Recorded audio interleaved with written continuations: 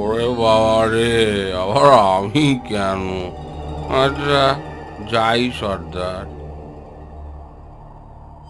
পোটলাটা যদি না থাকে তো কি প্রমাণ হবে সর্দার? বাতাসে ভেসে হাওয়া হয়ে গেছে পোটলা? ধুর, তা কখনো হয় নাকি? আগে তো দেখুক, তারপর বিচার বিবেচনা করা যাবে।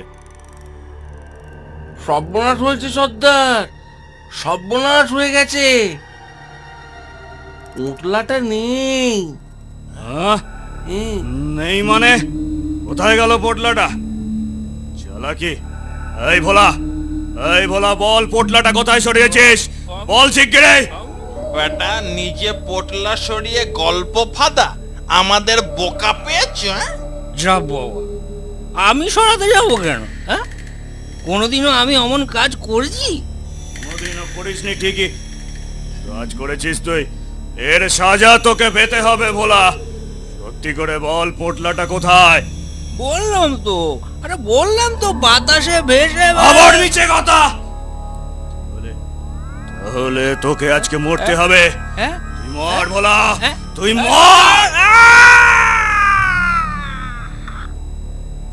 বলেছিলাম না সর্দার, ভোলার সব কিছুতেই তাড়াতাড়ি, ও মরবেও তাড়াতাড়ি।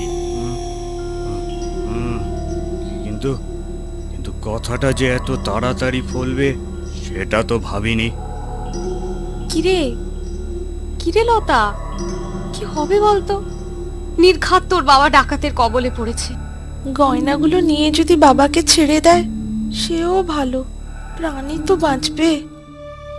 লতিকা, ওই লতিকা, ওই তো মা আমার, দরজা খোলো মা। ওই তো তোর বাবার গলা। উফ, প্রাণী যেন বল এলো। দে দে, দরজাটা খুলে দে শিগগিরি। যাই বাবা, এক্ষুনি খুলছি।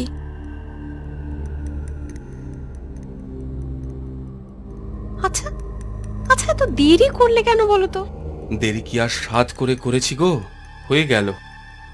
আর কি করব বলো? এই নাও, এই গয়নাগুলো ধরো। হুম, শোনো, হাত মুখ ধুয়ে কিছু খেয়ে নাও। না গো না, সে সময় নেই, অনেক কাজ বাকি আছে আমার। সে কি বাবা, এই রাতে তুমি কোথায় যাবে? এখন আমি অত কথা বলতে পারবো না মা, পরে তোরা সবই বুঝতে পারবি। চিন্তা করিস না, কাল রাতে তোর বিয়ের সময় আমি তোর পাশেই থাকবো। মেয়ের বিয়ে বলে কথা, কর্তব্য পালন তো করতেই হবে। কি যে হেয়ালি করছো না বাবা, মাথা মুন্ডু আমি কিচ্ছু বুঝতে পারছি না। উফ, আমি আসি, বুঝলে? দেখা হবে, মানে পরে তোমার সব খুলে বলবো।